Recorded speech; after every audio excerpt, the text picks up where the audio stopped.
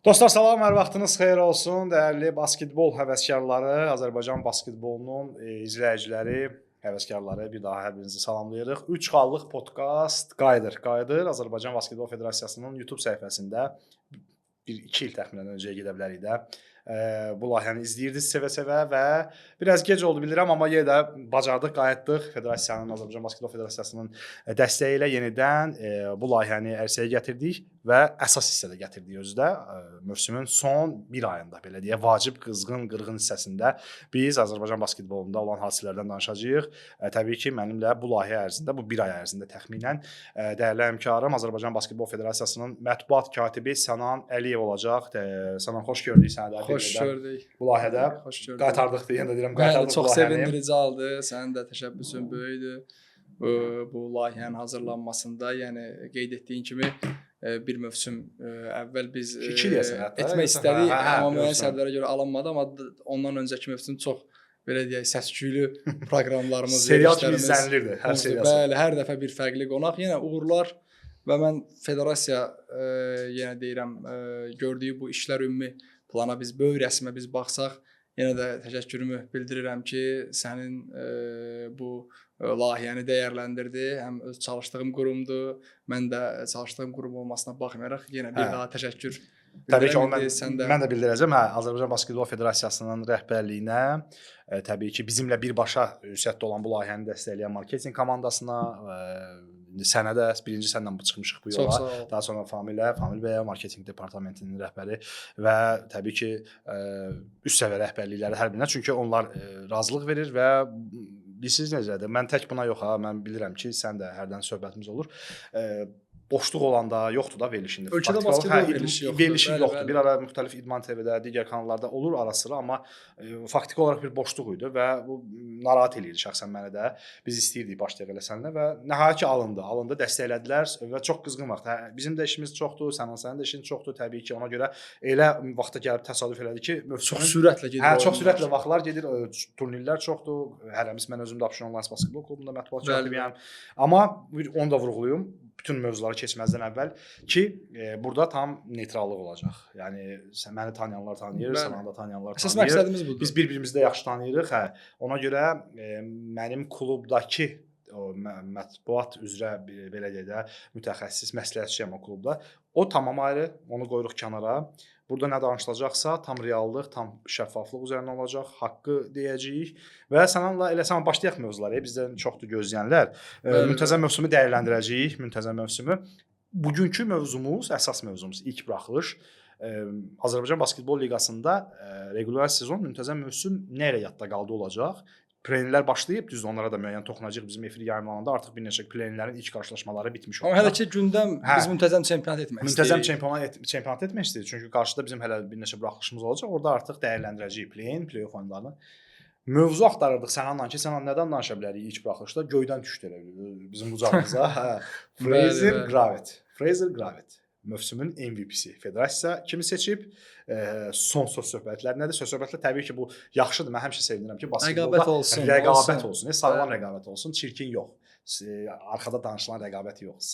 Göz önündə olan rəqabət. Fraser də sosial şəbəkədə təbrik elədi daha sonra Gravity. Elə bu müəyyən qızışmalardan sonra. Dostlar, ona çox yaxın dostlar. Danışarıq. Mən istəyirəm girişdə ona verməyək. Saxlayaq biraz kulminasiya nöqtəsinə. Yəni ortalarda bir qızğın mübahisə getsin. Sənan, federasiya rəsmisi kimi olmayacaq da, şərhçi kimi. Həm sən də, həm də ölkəmizdə basketbolu çox peşəkar səviyyədə şərh eləyən hazırda indi mən şərh eləmirəm, həmkarlarımız var digər kanallarda.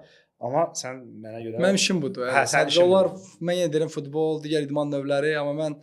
Sırf basketbol. Yəni basketbol şərh eləyən tək şəxssən. Ona görə basketbol azarkeşi kimi, basketbol şərhçisi kimi bir mövsümü, Azərbaycan çempionatında mövsümü necə dəyərləndirirsən? 20 turdan ibarət müntəzəm mövsümdə bir yarış getdi. Çox maraqlı oyunlar da oldu. Elə Abşeron Lions Sabah arasında, Neftçi Sabah, Neftçi Abşeron Lions arasında və bir qrupunda da biz A və B qruplarına bölünmüşdü. Necə dəyərləndirək ümumi? Yəni sənə görə ötən mövsümlərdən nə ilə fərqləndi? Çox düzgün qeyd elədin. Yəni mənə də çox xoşdur ki, sən də zamanında illər əvvəl pandemiya mövsümündə mən çox yaxşı xatırlayıram. Onda izləyici kimi mən səni izləyirdim. Sən artıq fərqli bir kanalda indi çalışırsan, Xəzər televiziyasında bildiyim qədərilə. O zaman CBC Sportda. O zaman CBC Sportda. Bəli, və məhdud şəraitlərdə maksimum belə deyək, gözəl iş təqdim etmək istəyirdiniz Azərbaycan basketbol sevərlərinə. Onda komandaların səviyyəsi də bu qədər yüksək deyildi və çox gözəldir ki, mənim üçün də mən bu belə deyək, bizim 3 xallıq podkast layihəmizi sənlə təşkil edirəm və inandırım ki, çox çətindir. Bəlkə də fərqli bir təklif olsaydı mən orada getməyi düşünərdim. Amma sual altındadır. Burada bir mənalı olaraq və sənlə başlayırıq. Çünki sən hər bir detalı zamandan əvvəldən indiyə qədər izləyirsən, həm də üstəlik dedin klubda işlədiyin üçün. Yenə də deyirəm, çox gözəl qeyd elədin. Sən klub işçisi kimi, klubun rəsmisi kimi danışmayacaqsan, mən də federasiya rəsmisi kimi, mən də şərhçi kimi danışacağam burada. Çünki yenə deyirəm, biz zamanında o 2 il əvvəl etdiyimiz podkastda hər hansı bir söz-söhbət olsa da inandırım ki, sən bunu bilirsən.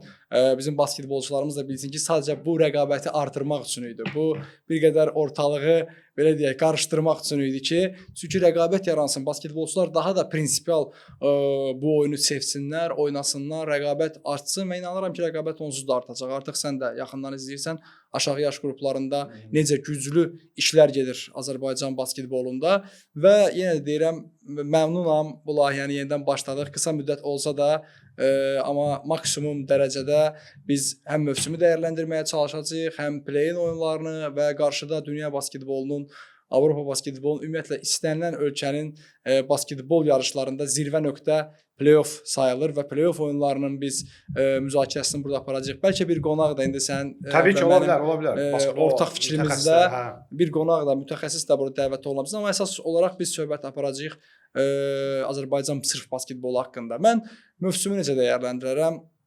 Mövsüm Avrokuboklarla yadda qaldı. Çalışacağam qısa danışım ki, çünki vaxtımız da məhduddur, o qədər vaxtımız da yoxdur. Yəni sərbəstlik, amma insanları, yəni belə deyək də, daha informativ çatdırmaq üçün, net informasiya vermək lazımdır, dəqiq, konkret informasiya vermək lazımdır.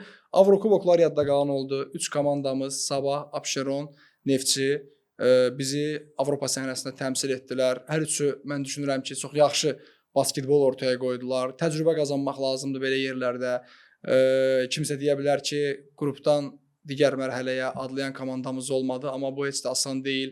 Basketbol ənənələri o qədər də güclü olmayan ölkəmizdə belə bir ilk addımı atmaq bunun özü-özündə bir uğurdur və mən düşünürəm ki, daimi olacaq bu uğur və biz növbəti mövsümlərdə daha fərqli, belə deyək, yüksək səviyyədə mübarizənin davamını da görəcəyik. Yeri gəlsə, tez-tez Avropa basketbolunda necə deyərlər, komandaların güclü, zəif tərəflərini hər kəs görür. Çünki statistika var, agentlər, basketbol menecerləri artıq say kifayət qədər çoxdur bu istiqamətdə, ölkəmiz diqqət mərkəzindədir. Ona görə də hər kəs kənardan görür artıq Sabahın reytinqini, Abşeronun reytinqini, Neftçinin reytinqini, hətta Fraser sən qeyd elədin, ən yaxşı, ən dəyərli oyunçulardan biri sayıldı FIBA Avropa Kubokunda. Neftçinin oyunçusu Devonte Green, o da dəyərli oyunçulardan biri sayıldı. Sabahda Gravedin hərəkəti gündəm oldu FIBA Çempionlar Liqasında. Yəni məsələlər çoxdur.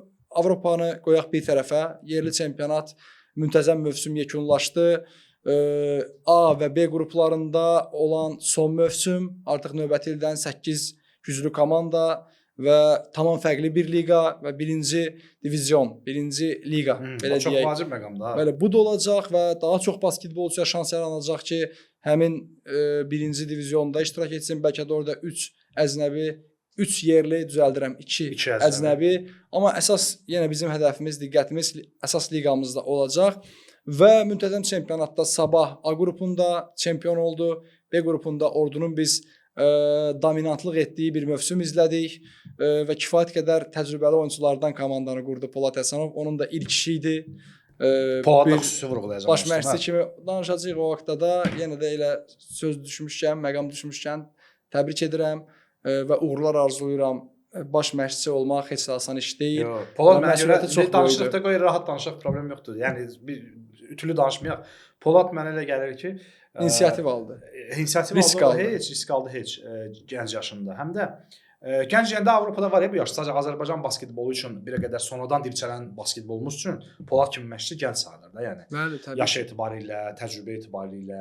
Amma mən özünə də bir dəfə dedim onu ki, Polad Azərbaycanda bu məşqçilər içərisində, Azərbaycanlı məşqçilər içərisində sırf çalışan, gecə-gündüz, dil baxımından, istər gündəmi izləyən, istər Avropa, Avroliqa, istər NBA hərəsindən nəyisə almağa çalışan, taktik olaraq özlərində çalışan, mənə elə gəlir ki, gənc məşqçilər var, sertifikasiyadan keçirlər, federasiyanın o kurslarından keçirlər, amma gənc məşqçilər içərisində Polad mənə görə bir nömrələrdəndir. Yəni birinci sıralardadır. Öz yaşına uyğun məşqçilərdən mən də və gələcəkdə biz onu elə çox yuxarı səviyyədə məncə görə bilərik. Yəni davam eləsə belə. İndi gələcəyi biz bilə bilərik. Yəqin ki, əsas işi budur. Əsas işi budur və davam eləyəcək. Hə, var uşaq məşqçilərin, uşaq basketbolunu işləyənlər. O tamam ayrı. Elə artıq onlar böyük basketbolda çalışa bilmirlər də. İndi yenə deyirəm, ad çəkmək istəmirəm, amma dəfələrlə biz bunun şahidi olmuşuq ki, uşaq məşqçiləri uşaq basketbol məktəblərində, uşaq basketbol məşqçiliyində daha önəmli onlar da yetişmez olur. Futbolda da elədir. Yəni eyni şeydir. Yəni bəli, onların işi odur. Basketbol müqayisə edirəm deyirlər. Niyə? Yox, bəzən o idarə etmə eyni olur. Nə bilim, demək olar ki, eynidir. Hə, yanaşma eyni olmalıdır ki, inkişaf eləyəsən də. Burada da uşaq idmanı ayrı, uşaq basketbolu ayrı, böyüklərin arasında keçirilən yarışlar və ya böyük komandalar tamam ayrı. Ona görə Polada da uğurlar arzulayırıq. Gələcəkdə onu bir neçə ildən sonra bəlkə milli komandada daha üst səviyyələrdə, köməkçi məşqçi işləyir. Yəni namizəd ola bilər əsas məşqçiliyə.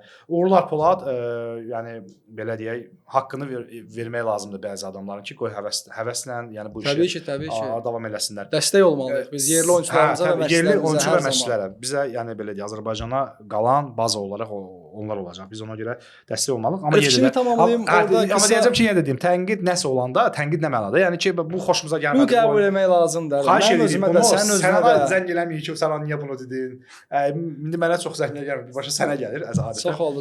Mən başa düşürəm onu. Yenə də sağ olsun bizim Azərbaycan Basketbol Federasiyasının vitse-prezidenti Fərrux müəllim Mahmudov hər zaman belə deyək, yəni o da görür, o da bilir, amma bilir ki, yəni o həqiqətən də bilir ki, yəni mən özlə də tez-tez söhbətim zamanı, ümumiyyətlə federasiyanın idarə heyəti ilə tez-tez söhbətim zamanı mən qeyd edirəm ki, yəni şərhdə mən sırf belə deyək, çərçivə dairəsində danışsam, yəni çərçivədən kənara çıxmasam, artıq o şərhin marağı olmayacaq. Çünki bəli, şərhçilik tamam ayrı bir bilirsən ki, peşədir, işdir, vaxtında özün də fəaliyyətin olub bu istiqamətdə çətindir və hamı deyir ki, balansı qorumaq, amma sən gördüyünü deməlisən. Bu bir və indi ola bilər, indi bir qədər fərqli fikirlər də səslənir, amma neytrallıq öz yerində. Lakin elə məqamlar olur ki, Sabahla Neftçi məsələsi illər əvvəl olmuşdu. Mən Neftçi sensasiya şəkli vəziyyətində, yəni mən sensasiya yazandıram o nəticəni. Sumqayıtda xatırlayırsansa, Sabahın o FIBA Avropa kubokunda, onda Sumqayıtda keçirildi müəyyən müddət oyunlar. Orada biraz mən Neftçi mənə təcrübə gəlmişdi. Mən bir qədər şərhdə biraz coşmuşdum da. Yəni Neftçi gəlib Sumqayıtda Sabahın FIBA Avropa kubokunda oynayan heyətini məğlub etdi. Özdə Neftçidə də zədələr var idi, amma Sabahda o heyəti məğlub etmək heç asan deyildi. Onda Anar Sarıyev idi Neftçinin məşqçisi. Yəni bu məsələlərə qayıtmaq istəmirəm. Düşünürəm ki, gördüyümüzü demək, danışmaq, söyləmək lazımlıdır. Kiminsə sözü varsa birbaşa sən alırsın. Yəni mən də artıq o dövrdəki kimi o qədər də bu qədər emosional çıxışlar çəkilmək lazım deyil, amma sən demişsən. Tam olaraq deyil. Çünki incillər çox oldu. Bəzi şəxslər belə deyək də küstülər, tənqidi qəbul etmədilər. Onlarla da müəyyən qədər razıyam. Çünki yeni biz basketbolu bu səviyyəyə gətirib çatdırmışıq və professionallıq bir qədər yüksək də olmaya bilər. Amma professional oyunçular bunu başa düşürlər. Mən dəfələrlə elə oyunçular oyum ki, hətta bir maraqlı məsələni danışım. Burada istəmirəm sırf taktik, texnik məsələlərdən. İnsanların başa düşdüyü dildə, doğru dildə, yəni belə maraqlı söhbətlər basketbol onsuz da küçədən gələn bir oyundur. Çalışarıq məişət söhbətləri, yəni fərqli belə də yanaşmaları da danışaq. Mən Məhəmməd Hüseynli ilə onun doğum günü idi. Onunla bir qayıtdım. Yəni taksi sifariş vermişdi. Mən Sumqayıta getdiyimə görə elə yol üstü gəldik onunla bərabər. O düşəndə maşında mən dedim ki, yəni mən sənə tənqid edirəm. Arada bu mövsümün əvvəlində həqiqətən tənqid elədim mən o basketbolçunu. Yəni oynamaq lazımdır filan beş mekan. Bu epizodda belə olmalı idi. Yəni qısa danışıram. Gördüm bu basketbolçu, yəni mənə münasibəti o keçmişdə olan söhbətlərdə bəzi basketbolçuların sən bilirsən mənə qarşı münasibəti dəyişmişdi. Qətiyyən tam peşəkar, tam belə hər şeyi qəbul etdi və mən onunla özümlə də görüşdüm. Hətta çox sevdiyim basketbolçulardandır. İstəyirəm ki, ən yüksək səviyyəyə kimi irəliləyə bilsin və dedi, yox, bunlar hamısı normaldır. Bizim onunla səfərdə də olmuşam mən komandanın düşərgəsində. Yəni bu normaldır. Mən bunu normal qəbul edirəm. Artıq bu yaşda peşəkarlığı göstərdi bu idmançı Məhəmməd Hüseynli. Maqa deyirlər ona çoxları. Məhəmməd Hüseynli bəli 70-lərdə Abşeron Lions-da, bir komanda olmuşduq. Abşeron adlanırdı onda komandanın adı. Oynayırdı, sevir basketbolu, maraq göstərir. İçində hər bir enerji var, bəli, enerji var. Azartı var. Bəli, azartı var, bəli. O necə deyirlər, rəqabətli sevən oyunçudur. Qəbul elədi və əla hər şey münasibətimiz də eynilə davam edir. O bilir ki, mən onu istədiyimdən bu sözləri deyirəm. Amma yenə deyirəm, ondan yaşca böyük olan basketbolçular hansı ki bu məsələlərdən yüksüdülər, incidilər. Bilsən niyə küsürlər sana? Gör hardan gəlib çıxdıq da. Mən sənə deyim də niyə küsürlər. Bilsən o yanaşma var ya, bəzi klub rəhbərlikləri olsun, bəzi elə bilirlər ki, basketbolçular özləri elə bilir ki, sən nəyisə tənqid edirsən, sən nəyisə deyəndə burada qərəzi qoyduğun qərarə. Bir növ düşünə bilərlər ki, sən qərəzlisən. O başqa məsələ, məsələnin digər tərəfi. Bir növdə düşünə bilərlər ki, hə, klub rəhbəri baxır, sənin fikrin onların etalon kimi ola bilər də. Bəli. Çox zaman olur elə, çox zaman olur. Məsəl üçün mən belə bir maraqlı məsələni danışım. Neftçinin məşqçisi Vitali Stepanovski komandadan göndərildi. Amma mən görünəni deyirdim. Sənlə dəfələrlə söhbət etmişik. Yerli basketbolçulara şans vermirdi. FIBA Avropa Kubokunda biz bunu gördük. Abşeronla oyunda ümumiyyətlə yerli basketbolçulara şans vermədi, amma ondan sonra Amil çıxdı. İrlandiya ilə oyunda sən gördün müəyyən dərəcədə yaxşı basketbol, amma ondan əvvəlki oyunu mən unutmuşdum. Şimali Makedoniya ilə səfərdə Amil Əmzəyev ən yaxşı oyunculardan biridir. Hətta mən İdman TV-də həmin oyunu şərh edirdim. Dedim, görəsən bu oyunu Vitali Stepanovski izləyirmi? Amil Əmzəyev çox yaxşı keçirmişdi həmin oyunu. Nəticə nə oldu? Üstəlik İrlandiyalılar və rəhbərlik də baxır. Onlar da düşünürlər, fikirləşirlər. Yəni mən bu praktikanı Avropa dünya basketboluna baxıb Azərbaycan basketbol liqasına tətbiq edirəm. Mən desəm bildiyin qədərilə NBA, Avroliqa, Olimpiya oyunları həm izləyirəm, həm şərh etmişəm. Yəni Azərbaycanda inanmıram ki, mən belə bir qədər təvəzzökarlıqdan uzaq olmasa da lazım olan demək lazımdır. Yəni bu oyunları mən şərh etmişəm. Yəni bu statistika, tarix bunu deyir. NBA olsun, Avroliqa olsun, Olimpiya oyunları olsun, FIBA Avropa Kuboku, Sabahın oyunları, Azərbaycan basketbol liqasının 4-cü mövsüm. Yəni bunlar hamısı təcrübədir. Bunlar hamısı praktikada gördüyüm şeyləri mən çalışıram tam reallıqla, çılpaqlıqla deyim və Vitali Stepanovski göndərildi komandadan. David Çivazə görürsən, münasibət də çox yaxşıdır. Onunla oyunçular arasında ötən il finala aparmışdı. Bu il bilmirəm finala çıxacaq, çıxmayacaq. Abşeron Lions'la yol kəsişir. Bəli, playoff ağacının sağ tərəfində onlardır, sol tərəfində Sabah, Ordu. İndi Ordu rəqibini gözləyir. Böyük ehtimalla Gəncə olacaq. Sabahda da Naxçıvanın olmağı ehtimalı güclüdür. Sağ tərəfdə indi Abşeron Şəkiyə yaxındır. Şəki hansı ki kubokda onların bazını kənarlaşdırmışdı. Neftçi də mən düşünürəm ki, NTD Sumqayıt hər hansı komandalardan biri gəlsə belə Neftçi üçün böyük çətinlik olmayacaq. NTD mən düşünürəm ki, gələr, şansları daha çoxdur, amma maraqlı mübarizə izləyə bilər. Çünki axırıncı oyuna Tahir müəllim, Tahir Baxşıyev, Azərbaycan millisinin baş məşqçisi, o belə deyək, işarələri göstərdi bizə. Rəqabət apara bildi, hesabda önə keçdi, 10 xallıq fərqi əridərək oyunu şərh edirdi. Bir də sən adətən bu müntəzəm mövsümdə bundan əvvəlki təcrübədə də var. Müntəzəm mövsümdə komandalar bilir aşağı yuxarı ki, məsələn 4-cü yerdən çıxacaq, 3-cü. Yəni çata bilər də, ən azı play-offa var deyə. O tam gücünü amma play-off sən demişdin. Play-off hər birinin zirvəsidir. Bütün çempionatların zirvəsidir. Onun play-offlarda Abşeron Lions'ın heyəti yaxşıdır, Sabahın heyəti yaxşıdır. Burada rahat onlar keçəcəklər deyə bir şey yoxdur. Bəlkə bir dənə Sabaha ayıra bilərik də, yəni. Heyəti güclüdür, Sabahın çox heyəti güclüdür. Yəni bunu bizim məşqçi Elhan Toker də, mən çalışdığım klubun məşqçisi, Abşeron Lions'ın Türkiyəli mütəxəssis də, çox təcrübəli bir şəxsdir. O bildirir ki, onların rotasiyası çox güclüdür. Toker onların rotasiyası, yəni say olaraq üstündə. Bir var ki, həm keyfiyyət, 4 üstə gələk 1-dir sistem. Bəlkə üstə gələk 2-də Gəncənin etdiyini Abşeronu təkrarlaya bilər. Ona görə o hər zaman bir də deyir ki, məsəl üçün maraqlı ki, buyur. Sistemli dəyişirik mövzunu. Həmişə yəni sən sırf aparıcı kimi danışmalısan. Sən də mən özüm fikirləmirəm. Mən özüm fikirləmirəm. Həmişə də mənlə bu podkast bütün podkastlardan fərqlidir. Yəni burada sırf aparıcı təbii ki. Mən çalışırıq ki, izləyənlər yorulmasın da. Həmişə Elhan Toker açıqlamasında oyundan sonra açıqlama alıram ki, mətbuat üçün bölüşək. Bildirir ki, onlar bizə sərt oynadılar. Yəni biz bir dəfə onları udmuşuq, o qalma aləm dəymişdi bir-birinə. Yəni onu da qəbul etmək istəmir Sabah tərəfi ki, niyə Abşeron Lions. Yəni oldu, orada gərginlik oldu. Onlar rahatlaşdılar Rahat arxanlıq var idi onlarda. Frazerin oyunu alındı, çox yaxşı oldu. Frazer danışacağıq gözlərlə tələsmə. Bəli. Hə, orada bax elə həmişə deyir sərt oynayırlar. Bax sabah sanki bir Avropa liqalarında elə FIBA-da izlədiyimiz o komandaların sərtliyini sırf Abşeron oyunda göstərə bilir. Ona görə bir addım öndə olur. Bax o oyunlarda bu mən demirəm, bunu Elxan Toker deyir. Ona görə sabahı həmişə bir qədər fərqləndiririk. İndi sürpriz olarsa, yəni olacaq. Bu çempionat adına çox gözəl. Amma sürpriz olmayacaqsa onlar rahat final yoluna gedib finala çıxacaqlar. Finalda da indi Neftçi Abşeron bilmək olmaz da. Yəni Neftçinin nə göstərəcək? Çiftçivadzədə İlhan Tokerlə müəyyən müddət işləyib, bir komandada yaxşı tanıyırlar. Ən azı orada bilir ki, nələri var, nələri yoxdur. İndi nəsə əks gedişlər olacaq bir-birinə qarşı. Amma yenə də heyət imkan verir ki, orada biz aşkar oyun görməyək də. Yəni bir-birinə belə açıq 3-cü oyuna gedəcək. Açıq oyun deməzdim ki, olacaq. Hələ 4-1 keçsin. Qapalı oyun olacaq həmin seriyaya. Hələ bir hadisələr qabaqlamayaq. Hələ bir 4-1 keçək. Şəkiyə misal üçün Kubokda məğlub oldu. Kubokda Abşeron məğlub oldu. Orada da bir rahatlıq var idi, sanki bir rahat keçəcək. Yox, onu da məşqçi deyir ki, bir rahatlıq var idi komandada. Bax bu ona görə heç nə bilmək olmaz. Play-offlar tam sürprizdir, qapalı qutudur. Müəyyən istisnalar olmaq şərti ilə. İndi play-ində də aşkar favoritlər var, play-offda da 4-1-də də aşkar favoritlər olacaq. Bu heç öz yerində.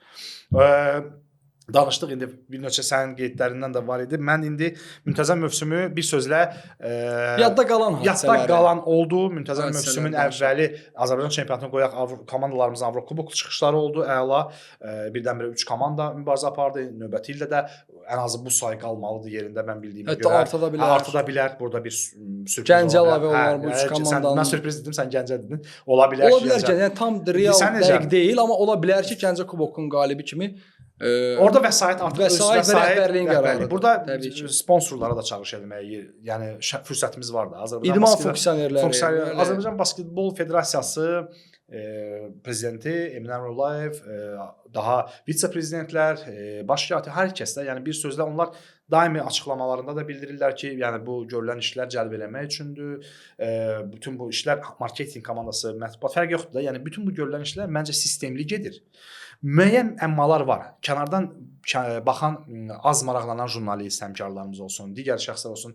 Nə olsun, Amerikalılar oynayır da özümüz fikirlər. Yox, bu qətiyyən yanlış fikir. Ən əsəbləşdiyim, biz nə oturub söhbət eləsə, mən demirəm, amma mən həmişə bilirsən sözün deyən adamım. Ötən podkastda da belə federasiya layihəsi olsa da mən müəyyən tənqidi məqamları da ortaya qoymuşdum. O hakimlik məsələlərində bəli. Hakimlik olsun, sertifikasiya məsələləri olsun. Yəni mən heç kimdən sözümdən çəkinəcək adam da deyiləm, üzbəüz də deyirəm, layihə çərçivəsində deyirəm. Ona görə bəs bizim verilişimiz bu gün də alınır, ərsəyə gəlir. Yəni bunu belə qəbul edin, səmimi qəbul edin, xahiş edirəm. Yəni mən nəyisə deyəndə ki, burada federasiya layihəsidir, yəni maliyyələşdirir layihə, dəstək olur ki, bizə bu layihəni yalnız federasiya dəstək olur.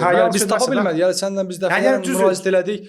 Yəni fərqli zamanlarda yenə federasiya sağ olsunlar. Amma o demək deyil ki, mən burada bunu nəyisə deməyəcəm. Yox, o sözümün canında odur ki, yəni kimsə deyə bilər, gəlsinlər bizlə otursunlar, mən izah eləyə bilərəm Azərbaycanda.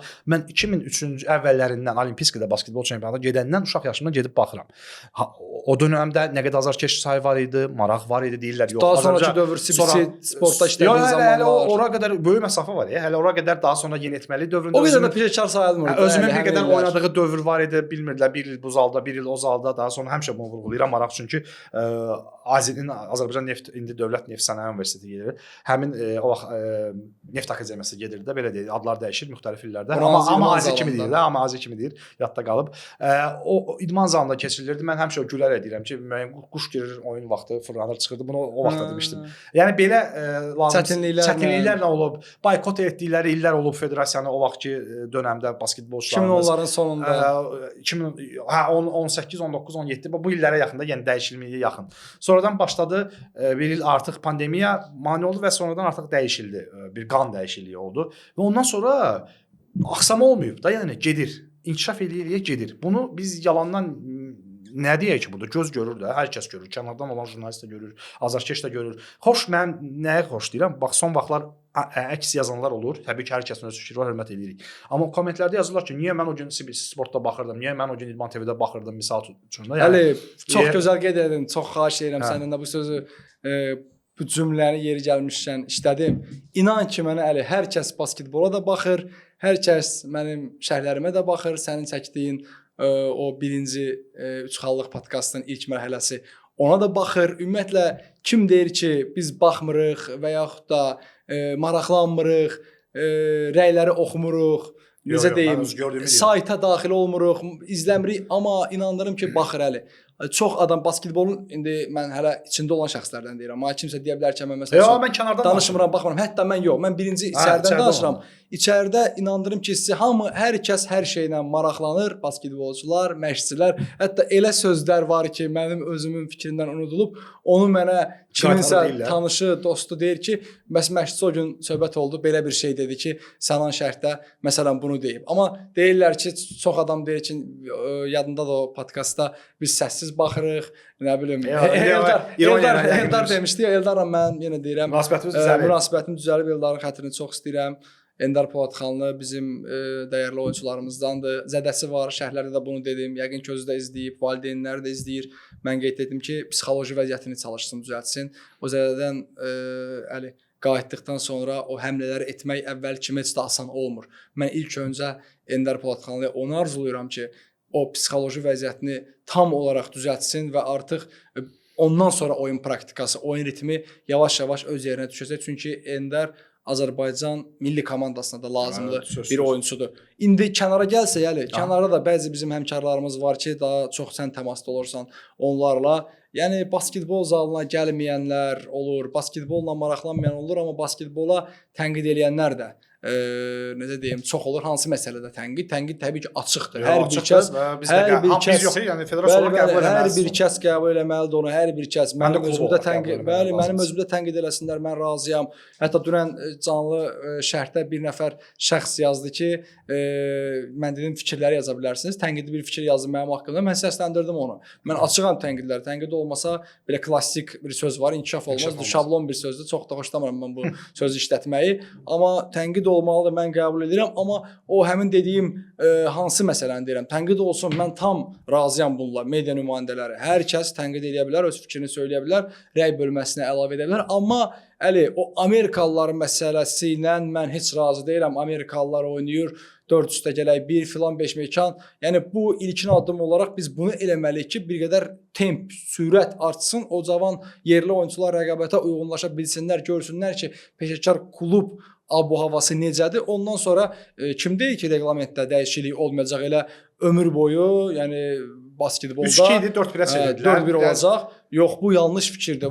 Həmin o şəxslərə mən deyirəm ki, o sözlə mən razılaşmıram. Ən əsəbləşdiyim sözdür. Amerikalılar oynayır da. Divizionda necə olacaq Sənan? İndi məlumat var. Mən düşündüyüm qədərilə 2 əcnəbi, 3 yerli, hətta 4 yerli, 1 əcnəbi. Belə də ola bilər. Yenə də hadisələri qabaqlamayarsan, bayaq qəşəng söz işlətdin. Ona görə də bu sözlə mən razılaşmıram. Çünki Amerikalılar Çin çempionatı, Amerikalılar var. Filippin, Amerikalıları görürük. Cənubi Koreya düzdür, limit fərqlidir. Amerikalılar olur çünki onların ənənələri daha güclüdür bizdən və daha əvvəl bəziləri gülər Çində basketbolçu var, o boyları hamısı balacadır. Çin yığma komandası bu dəqiqə mən deyim, yəni istənilən belə deyək rəqiblə mübarizə apara bilər. Başa-baş olmasa da, yəni onlara qarşı mübarizə aparacaq və güclü olan bir komandadır. Məsələn deyirəm. Mən Çin liqasına da bəzən baxmışam. Bu bəzən mərc etmək üçün yox, elə sadəcə açıb maraq üçün də baxmışam. Filippin Komissarlar Liqası var, orada Filippində, orada qaydalar fərqlidir. Orada nə bilim 4 xallıq atışları tətbiq eləyiblər, nə bilim orada maraqlı. O bizim İdman televiziyasında üzr istəyirəm, bu məqamda deyim, İdman televiziyasında Ələkbər müəllim qonaq olmuşdu. Bizim 3 xallıq podkast layihəsinin birinci efirində də olmuşdu. Birinci, daha doğrusu mərhələsində də, birinci ilk yayımlandığı dövrdə də hansısa bir proqramda, bilmirəm 5-ci, 4-cü o qonaq olmuşdu. Orada o İdman TV-də Sportkast layihəsində idi. Nə demişdi? Orada söhbət oldu. Orada yəni bilmirdilər ki, hələ belə deyək də, bilmirdilər, sözü bir qədər düz çıxmaz. Yəni 4 xallıq atışın olduğunu düşünmək barəsində, amma 4 xallıq atış artıq var. Var da mən deyirəm, mən görmüşəm. Yəni baxırdım, orada sual yarandı. Yəni tam zona biraz fərqlidir, daha bir qədər geridəndi. Dedilər bu təklif gətirilə bilər, ola bilər, amma artıq var. Mən bunu demək istədim ki, o bilmirəm Avropa basketboluna maraqlı veriş alındı. 4 xallıq var, yox. Çünki Filippində belə deyək də orada biraz qeyri-ciddi basketbolda gedir. Amma o statistikalara birbaşa təsir edir. Avropa dünyada olmaz belə. Maraqlı indi faktla bəzi izləyənlər bəlkə bilmir də, o faktı da bildirdik. Var bu 4 xallıq atışlar praktikada, amma mən nəyə demək istədim? Bax Çin, Avstraliyaya baxmışam bəzən liqalarına. Azarkeşlər Siz o Amerikalı gedib o. Siz nə qədər azarkeş olur arenada. Çox.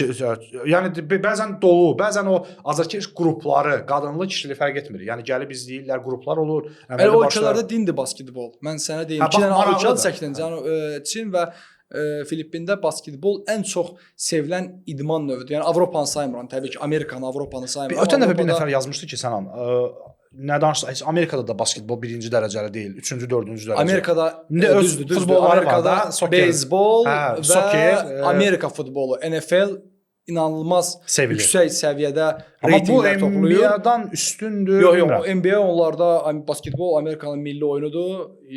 Reytinq baxımından bəlkə də Amerika futbolu və yaxud da beyzbol insanlar daha çox izləyənlər ola bilər. Ola bilər, televiziya reytinqləri götürürlər. Üçdə paraleldə. Amma məsələn Litva, bizim ölkədə məşqçilər də var. Rimas Kurtinaitis Litvadandır. Yəni ondan hər bir kəs soruşa bilər. Klub mətbuatından, mediasından öyrənə bilərlər. Litva, Serbiya, Yunanistan, mən düşünürəm ki, bu üç ölkədə necə ki İngiltərədə futbol birdir, dindir. İngiltərədə futbol bu səviyyədədir. Yəni din qədər sevirlər onu.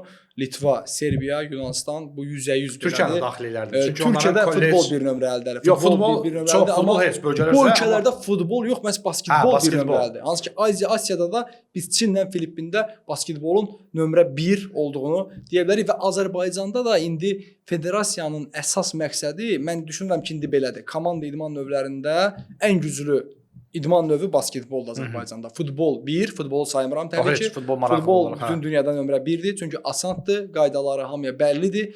Daha çox kütlə onu izləyə bilir və açıq havada təşkil olunur.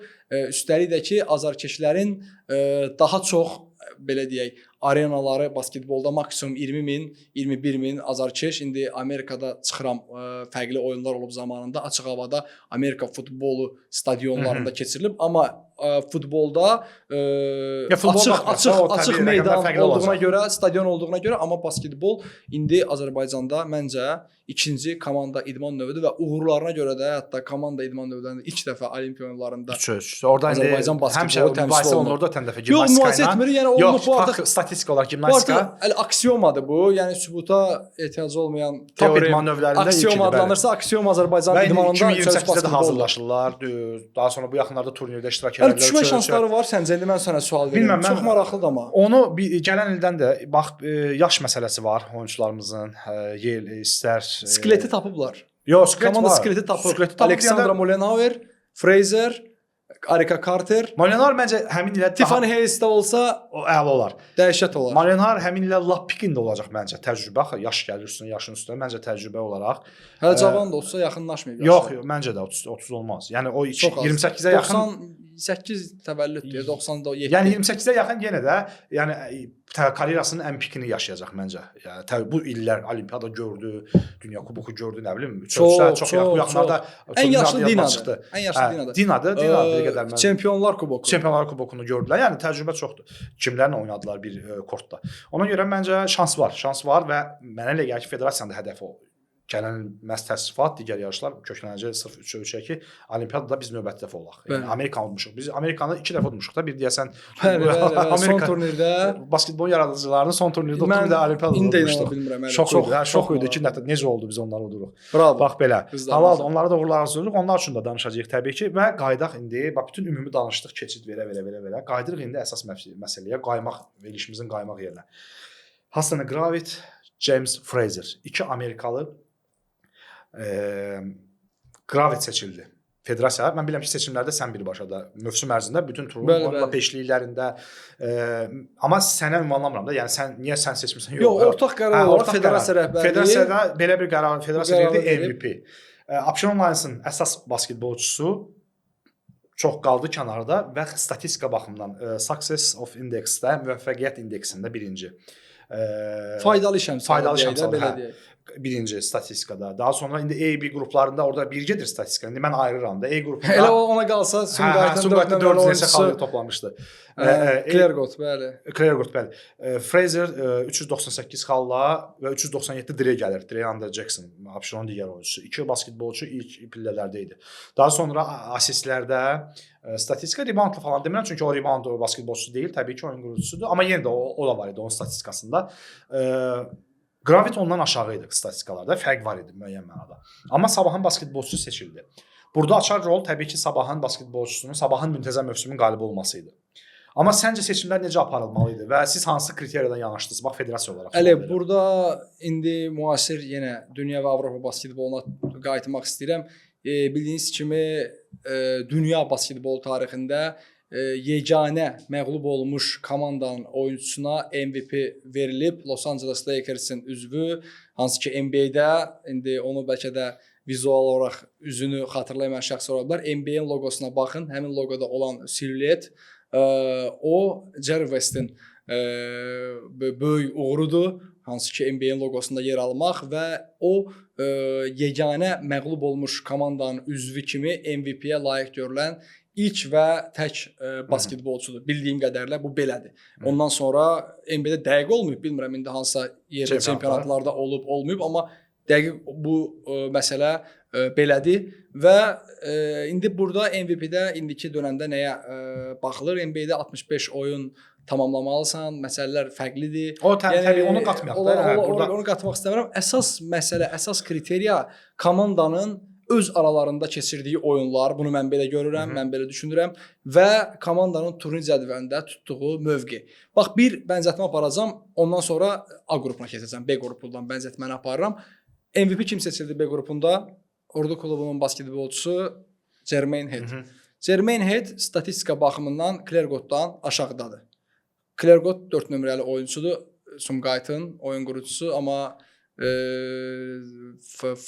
mən Jermaine Head'i daha üstün, daha faydalı basketbolçu sayıram. Həm yüksək iş əxlaqı olan bir basketbolçudur, digər basketbolçularla müqayisədə və Jermaine Head komandaya daha çox kömək edir. Çünki onun komandası qələbə qazanır. Sən 50 xal at hər oyun. Məsələn deyə, yəni final seriyasıdır. Sən 50 xal atırsan hər oyun. Düzdür, bu o qədər də mümkünsüz deyim. Hətta olmayan bir şeydir. Mümkünsüz olmayan bir şeydir. 4 oyun oynanılır. Sən 3-1 seriyanı uduzursan. İndi 3 ən tez qələbə qazanan komanda finalda çempion olacaq. 3-1 sən uduzursan və ümumi seriyada hesabda məğlub olursan, amma hər oyun 50 xal atsan sənin komandan cəmi bir qələbə qazanır. Təbii ki, MVP qələbə qazanan komandanın oyunçusuna veriləcək. İndi Jermaine Head, onun komandası birinci yerə tamamladı çempionatı, cəmi 2 məğlubiyyəti var. Hansı ki, biri Sumqayıtdan oldu, biri Sərhədçidən və Ordu ilə Sumqayıtın oyunlarına baxsaq, əgər 2 oyunçunu müqayisə aparırsa, Ordu daha çox qələbə qazanır. İndi qayıdıram eyni ilə A qrupuna. Sabah Abşeron Lions 3 dəfə Sabah, bir dəfə Abşeron Lions qalib gəlib və bu qələbələrdə Hasan İqravetin özünə məxsus rolu olub. Bunu hamı bilir. İndi ola bilər xal statistikasında 2-ci olsun, 3-cü olsun. Amma komanda oyununda, hətta Azərbaycan Basketbol Liqasında triple-double'a A qrupunda, B qrupunda Camal Brentli ard-arda 3 triple-double'də. Bu da bir rekorddur Azərbaycan basketbolu üçün. Amma A qrupunda triple-double'a, yəni triple-double'da 3 fərqli statistikada, yəni bilirəm, çox insan bilir bunu, amma ola bilər ki, bizi izləyənlər var. Fərq olmaz. Steals da ola bilər, 3 fərqli statistikada cüt rəqəm ədədlərə çatmaq triple-double sayılır. Yəni onu keçmək də belə. Bəli, 10 və onu keçmək. Hər zaman sən fikir verdin. Hasan İqravet, hətta Rimas Kurtinaitis sən də mətbuat konfransında iştirak edirdin. Yadında da Avropa səhnəsində, FIBA Çempionlar Liqasında, Milli Gimnastika Arenasında keçirilən oyunda mətbuat konfransında suallara cavab olaraq Hasan İqravet düzdür, xal baxımından o yaxşı oynamasa da, amma siz onun digər statistikalarına baxın. Yəqin ki, suala xatırlayırsan, triple-double'a yaxın 8 rebound, 9 assist. Yəni bunu demək istəyirəm. Həmin oyunlarda da və A qrupunda da triple-double'a ən çox yaxınlaşan basketbolçu olub mövsüm ərzində Hasan İqravet. Həm rebound bacarığında digər oyunçulardan üstündür. Qardlara baxsaq, oyun quruculara, reboundlarda Hasan İqravetin üstünlüyünü biz görürük digər qardlarla müqayisə. Çünki onun uzun oyunçu deyil. Sən yaxşı qeyd etdin ki, rebound götürsün. Bəli, assistlərdə təbii ki, komandanı düşünən beynidir. Jerry Blakes-ə qədər. Jerry Blakes gəldi, bu rolu paylaşdılar. Özü götürdü. Bu rolu bölüşdülər. Yarı dəqiqə Jerry Blakes, yarı dəqiqə Hasan İqravet və ona görə də 3-1 iki komandanın arasındakı oyun burada təbii ki, Sabah üstündür. Müntəzəm çempionatı kim birincidə bitirib? Sabah. Sabah bitiribsə, deməli A qrupunda müntəzəm çempionatın çempionudur. B qrupunda Ordu çempiondur və bu faktorlara görə Hasan İqravet A qrupunda MVP. Hasan İqravet, Fraser paylaşıldı. Biz klub olaraq belə deyim, mən eşitdim ki, klub narazılıq var ki, niyə Abşeron Lions paylaşıb ki, Gravit, Fraser də, yəni Yəqin səhifəyə rəylər yazdılar, Mən- mesajlar yazdılar Hə, sənə hə, və ya da zənglər olub sənə, sən buradan Yox, bilirsən. yəni bilirəm, çatır Onlara. mənə eləyir, mən həm də yazanlar var idi. Bəli. Yazanlar var idi. Mən deyim ki, Sənan, mən yazmışam da həmin mətni. Yəni səhifəni mən işlətdiyimə görə. İndi açıqlama da ver buradan, insanlar da orada bilsin. yazdım ki, bəzən rəqəmlər, bu Fraser çox belə deyək də, keyfi əhval-ruhiyyəsi çox düşük idi. Və bu komandaya mən indi rəsmi kimi danışım da, play-off öncəsi Təsir edir, mənfi mənada, bəli. bizə lazım deyil o da, yəni buna təsir etsin və çox təsir edir. Və özü mənə bilirsən nə yazdı? Özü yazdı mənə ki, dünən gecə, bizim çəkiliş etdiyimiz günün gecəsi, daha doğrusu əvvəlki günün gecəsi yazdı ki, çox sağ ol, my bro, Nəmin yazıb orada. Bu mənə çox böyük dəstək idi. Görürsən. Çox böyük Gözəl motivasiya idi. Mənim idi. dedi atam rəhmətə gedib bu il. Mənim çox yaxşı yadımdadır. Biz Kipirdə anorta sistem oyunundan qayıdırdıq. FIBA Avropa təsnifat oyunu idi da. Birinci Bakıda olmuşdu. Orada məğlub olsaq da ən yaxşı Lucky Losers'da keçə bildik də, qruplara qaldıq. Bax orada onsuz da məğlubiyyət bir qədər əhval körəlmişdi. Düzü keçmişdik, sevinirdik, amma elə yox da. O xəbər bizi sarsıtmışdı. Yəni o basketbolçunun orada ağlaması, o avtobusdan dərhal düşdü. Mənim elə də yadımdadır. Xəbəri aldı, atası səhv eləmirəmsə oyununa baxıb sonra rəhmətə getmişdi. Bax, bilməyənlər üçün deyim. Çox emosional, çox həssas bir məsələdir. Mesaj yazıb və rəhmətə getmişdi. Həmindən dəfə də o gedib görmək istəyirdi atasını. Getmədi. Avrokubok oyununa görə qaldı ki, mən oynayım. Böyük bir jestdir basketbol komandasına. Sonra gedim, amma gedib görə bilmədi. Və nə gün dedi, mən onu təsəvvür orada görmüşəm gözümdən. O mənə yazdı ki, mənim atam rəhmətə getmişdi. Mən bu il istəyirdim MVP olum. Yəni yaxşı nəticə göstərim də. Onsuz da, yəni mən ona başa saldım. Amma Fraser özü də bilir, peşəkardır, böyük peşəkardır Fraser. Ona görə, amma bilir ki, çempion özü təbrik eləyib deyəsən, sən dedin. Özü təbii ki, sonradan yazdı qrafikdə. Dedi gecikmiş də olsa yazıb, paylaşıb, post paylaşıb. Bir qədər əsəbi idi seçilmədiyinə görə, amma onların əzəli rəqabəti var axı. O kollecdən gələn rəqabətdən bu tərəfə gələn rəqabəti var. Ona görə bir-birindən belə də tanıyırlar, ailələrində bir-birini çox yaxşı, bir-birini də tanıyırlar. O Fraserin boyu bir qədər hündür olsaydı, mən sənə deyim ki, bax o deyirəm, daha yüksək səviyyələrdə basketbol oynaya bilərdi və Georgia Universitetində kollec səviyyəsində basketbol oynamaq, First Division deyir Amerikalılar, həmin o NCAA-də onların oynadığı komandalar arasında çox güclü kollektivlərdən birisi alır. İndi bəlkə də bir qədər zəifləyiblər kollec səviyyəsində, amma boyu hündür olsa fərqli yerdə oynaya bilərdi. Fərqli oynaya bilərdi. Bu səviyyə mən həmişə deyirəm ki, Fraser sanki bu il düzdür, indi vacib məqamlarda da lazım eləyib komandaya əsas qələbələrə qazandırıb. Rekordu qırdı da bu il çempionat rekordu. Məndən də incimişdi hələ deyəsən James Fraser. Mən əslində o Amerikalılar biraz bizim mentalitetə uyğun insanlar deyillər. Çox, yəni mənfi müsbət mənada bunu qətiyyən demirəm. Sadəcə olaraq istənilən məsələdə Amerikalılar fərqli düşünürlər. Təbii ki, onların mətbəxinə baxsan, bunu rahatlıqla görə bilərsən. Mən dedim belə bir yazı ilə ki, 1.78 m boyu olan basketbolçu sabahı ondan sonra Nefis haqqında demişdim ki, 1.78 m olan basketbolçu, yəni bir sərtliklə və yaxud da digər bir həmlə ilə qarşısına almaq olmaz. Yoxsa ona görə Əlif mən deyəcəm indi onu, ona görə o postda oxumuşdu, bəlkə də ona kimsə ya Abşeron klubundan və yaxud da kimsə də yanındakılardan lazım onda özləri göndərirlər, tərcümə eləmişdilər. O yəqin mən onun boyunu dilə gətirdiyimə görə o başqa mənada başa düşüb ki, yəni mənim boyumdan bir qədər belə deyək də zarafat eləyir və yaxud da bunu qınaq obyektinə çevirib, amma qətiyyən o başa düşmədi ki, mən demək istirdim ki, yəni 1.78 m boyu olan basketbolçu bu dəqiqə Shorts, TJ Shorts onunla bərabərdir. Hansı ki, bu basketbolçu progres göstərdi. İndi Panathinaikosda basketbol oynayır və Avropanı təəccübləndirdi. İndi sən Azərbaycanda, Avropada çox insanı təəccübləndirdin, cənab James Fraser. Onu başa düşmədi. Ondan sonra gördüm mənə münasibət mən görürəm istəyirəm. Mən bilirəm də xasiyyətlərini. Başa düşmədi, bilmədi, vəziyyəti bilmədi və DeAndre Jackson da mən elə Evren Alkayanın hər zaman bu məsələsini onu komandaya gətirməsini qeyd edirəm. Şərhlərdə deyirəm ki, yəni bu oyunçunu Azərbaycan basketboluna tapıb gətirən Evren Alkaya olmuşdu Sərhədçi klubunda. Xatırlayırsan 2024-2025 mövsümü. Bundan əvvəl yoxsa bundan əvvəlki mövsümdə oynadı. Sonra siz Abşeron komandası, sonra Erhan Toker heyətə gətirdi və orada məncə təsiri oldu DeAndre Jackson'ın oyunlarının. Hətta o komandadan ayrılmasaydı Sərhədçi fərqli mübarizə daha apara bilərdi. İrlandiyaya getdi mövsümün ortasında. Məşqçidən xahiş eləmişdi ki, daha yüksək vacib verirlər mənə. Mən gedim. NBA-yə gəldikdə isə dedim boyu ən balaca oyunçu, NBA-də olub Spot Webb olub. Bir müddət yox, Nate Robinson, 1.75 sm Hətta dank yarışlarında da bir dəfə iştirak edirdi. Yao Ming'in üzərindən dank vurmağa çalışıb Yao Ming'ə blok da vurub. Hə, mən o yadımda. Ona Robinson adı yadımda qaldı. Tam olaraq xatırlamıram. Yox, dank vuruşu olardı. Oyun vaxtı yox. Oyun vaxtı cəhd edir. Mən oyun vaxtı amma 2 metr 30 sm Yao Ming'ə blok qoyub yanılmıramsa və çox yaxşı da oyunlar olub NBA-də, Chicago heyətində. Düz güclü oyunçu olmayıb bu qədər də, amma yəni qısa o mikrodalğa effekti yarada bilən basketbolçu olub. Bax belə amma belə Fraser yəni yaxşı oyunçudur. Mən MVP seçilməsə də buradan üzümü tuturam basketbol sevərlərə. Yəni MVP olmasa da o belə bir söz var, belə bir söz var. Bizim mən düzdür, çox insan bilmirəm ölkəmizdə baxmır. Sən də zamanında bəlkə baxmısan. Bəyaz futbol çox belə bir qədər də orada fərqli söhbətlər də aparılır zamanında. O məşhur mənim ən sevdiyim şəxslərdən biridir. Düzdür, bəzi insanlar onu fərqli görürlər. Sinan Əngin mənim çox hörmət etdiyim şəxslərdən biridir. Belə bir məşhur sözü işlədim. Küçük paketlərdən böyük hədiyyələr çıxar. Yəni Fraser'in boyunun kiçik olmana baxmayın, amma o Abşeron Lions üçün çox böyük bir hədiyyədir. Bunu Erhan Toker də bilir, bunu Abşeron rəhbəri də bilir. Çox böyük hədiyyədir. Çox insan inanmırdı onun komandaya gələndə. Mən yadımdadır yayalarında Fraser komandaya yanında bu oyunçunu oradan qovublar. O nə bilim Türkiyədə o qədər də istəniləni verməyibdi.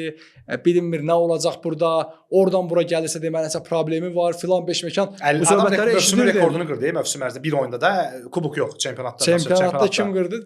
James Fraser 51 idi, 50 keçmişlər. 51 olmalı. Düz yanılmıramsa 50 Clergottdadır. Sumqayıtın 51 olmalı. O boş kaloridir də, boş statistikadır. Clergott hər dəfə boş kalori, boş statistika. Bəs bunu deyirdim ki, MVP-ni da biz gərək Clergott seçək. Bu da çox insanın narazılığına səbəb ola bilər ki, bunun komandası hələ Sumqayıt klubu play-offa düşməyib. Play-indən keçib-keçməyəcəyi bilinmir. Sən bu oyunçuya MVP verirsən müntəzəm çempionatda. Axı bu komandanı müntəzəm çempionata harasa gətirə bilməyib, amma sabahda Gravet və Abşeronda Fraser seçimləri izah elədi. Sənin izahını da eşitdilər. Yəqin ki, özləri də tərcümə vasitəsilə kiməsə belə deyək də izlədəcəklər. Fraser yaxşı oyunçudur, buradan deyirəm. Fraserə uğurlar. Mən bir klub rəsmisi kimi də uğurlar arzulayıram. Və ən sürətli oyunçudur Əli. Azərbaycan basketbol liqasında Azərbaycan basketbolu mən düşünürəm ki, belə sürətli basketbolçu görməmişdi.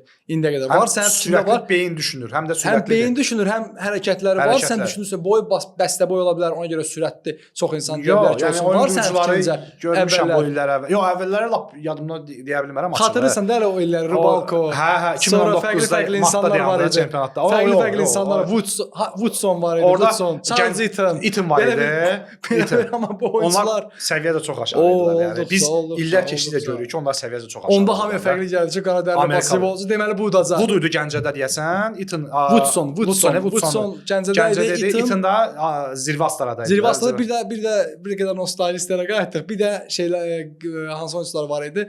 Ukrayna, Moldova, bu tipli oyuncuların Belarusdan Ukrayna, Moldova. Bu tipli oyunçular var idi. Çigrinov. Onlar da o dönəm o ölkələr üçün təcrübəli idilər də. Həmin yaşlaşan dövrdə gəlmişlər. O fərq verirdi və elə fikir verdim basketbolçular çəkili olan oyuncular falan var idi. Görün hansı səviyyədəyik biz indi. Qafqazın ən güclü liqasıdır Azərbaycan basketbol liqası. Bu dəqiqə Qafqazın tamam başqa liqa. Mən indi görürsən, ildən ilə gedəndə, hətta indi biz Amerikalıları müqayisə edirik. Ötən ildə kimlər idi, bu il kimlərdir? Bax belə məsələn Gravity görürük, Fraser-i görürük, gəldi. Hətta sənin bir sualın var idi Əli. Çox yaxşı xatırlayıram. Şəhriyar müəllimə sual vermişdin. Bəs Şəhriyar Əsgərov bilirəm ki, bizi izləyir. Yəqin ki, o da öz fikrini bildirir. Sual yadımdan çıxıb. Əli, yaxşı sual vermişdin. Həmin oyunda mən oyuna çox maraqlı nədənsə qarşıma çıxdı bir 20 gün bundan əvvəl oturdum bir də müəyyən epizodlara baxdım, sənin Zirvə Astara oyunu. Zirvə Astara hansısa komandaya məğlub olmuşdu və Eaton davadalaşla oyundan qovulmuşdu, çıxmışdı. Şəhriyar müəllim dedi ki, biz klub səviyyəsində ona öz cəzamızı verəcəyik. Belə bir şey demişdi, amma indi nəyə gətirəm paraleli? Orada hamı gözləyirdi ki, burada qaradərli basketbolcu varsa, Amerikalı oyunçu varsa, deməli Zirvə Astara rəqibə qalib gələcək. Rəqib də ya Atletiki idi, ya bilmirəm, Atletik olmalıdır yanılmıramsa, məğlub olmuşdu Zirvə Astara Qələbə ən güclü komanda idi Zirvaslara Həmin dövlət çempionu yarımçıq oldu, yarımçıqlarından çempionatda çempion elan olundu. Bəli, çox güclü oyunçular var idi. İndi budur məsələ. Qaradərili oyunçu demək o demək deyil ki, keyfiyyətli. Bu da başqa bir mövzudur. Gələn dəfə bundan danışarıq. Menecerlər necə diqqətli olmalıdır? Seçimdə menecerlər də öz maraqlarını güdməməlidirlər. Gətirilən Playin hesabları deyə istəyirsən yekunlaşdıra bunu. Bu da mövzu var. Məşqçilər mövzusu var. Gətirilən oyunçuların təcrübəsi, hansı oyunçular gəlməlidir Azərbaycan liqasına ki, yerlilər də ondan nəsə götürə bilsin. Bax, bütün bunlar var. Deməli playində nəticələri istəyirsən dinləyin. Naxçıvan hesabda öndədir 1-0 seriyada öndədir. Sərhədçi ilə oyunda 98-87 qalib gəldi və Quba Şəki 89-101 Şəki qələbə qazandı. Bizim yayımımız bazar gününə təsadüf eləyəcək Azərbaycan Basketbol Federasiyasının YouTube kanalında. Ola bilən, yəni artıq digər oyun Gəncə yekunlaşıb 91-55 1-0 Gəncə. Sumqayıtın çəkiliş vaxtı gedir bizim oyunumuz. NTD-də Sumqayıt oynayacaqlar. Tam növbəti podkastda artıq biz play-offların, ola bilər play-offun ilk oyunlarına düşdü yayımlarımız. Danışacağıq və nəticələri bir daha bildirəcəyik. Təbii ki, nəticələri hər kəs Azərbaycan Basketbol Federasiyasının Instagram səhifəsindən, Azərbaycan Basketbol Federasiyasının rəsmi web səhifəsindən daxil olaraq izləyə bilərlər. Daim də paylaşımlar olur onsuz da o səhifələrdə. Sənan, ilk buraxılış idi. Uzun müddətdən sonra xoş oldu. Mən səninlə fikir mübadiləsi apardıq. Eyni ilə mənə də xoş oldu. Növbəti həftə yenə də görək hansı mövzular qabardacağıq. Nəsə sürpriz kimi bu Hasan Gravet Fraser kimi düşməsə qucağımıza, əlimizə mövzu olaraq çox yaxşı mövzu oldu. Maraqlı buraxılış. Maraqlı. Gələn həftə bir yaxşı bir mövzu tapıb sizinlə yenə də həmsöhbət olacağıq. Sonda bir daha Azərbaycan Basketbol Federasiyasının rəhbərliyinə bizi dəstəklədiyinə görə və belə deyək də bu işə həll edildiyinə görə təşəkkür edirik. Növbəti həftə yenidən 3 xallıq podkastda görüşmək ümidi ilə hələlik edirik.